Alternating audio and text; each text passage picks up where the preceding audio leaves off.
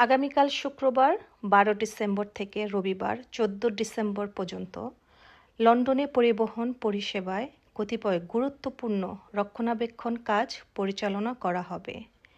এ সময় transport for লন্ডনের অধীনে ওভারগ্রাউন্ড, আন্ডারগ্রাউন্ড, এলিজাবেথ লাইন পরিষেবায় পরিবর্তন ও আংশিক বন্ধ থাকবে সংশ্লিষ্ট স্টেশনগুলো।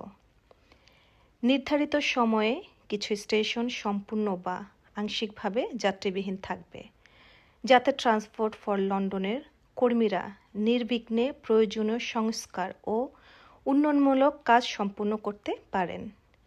এ কারণে যাত্রীদের সম্ভাব্য অসুবিধা এড়াতে পূর্ব পরিকল্পনা করার পরামর্শ দেওয়া হয়েছে।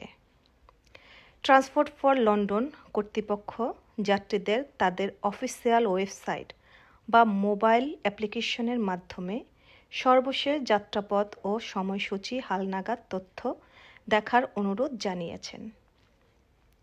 এ সূত্র থেকে পাতাল রেলের বর্তমান অবস্থা ও বিকল্প যাত্রাপথ সম্পর্কে নিখুঁত তথ্য পাওয়া সম্ভব।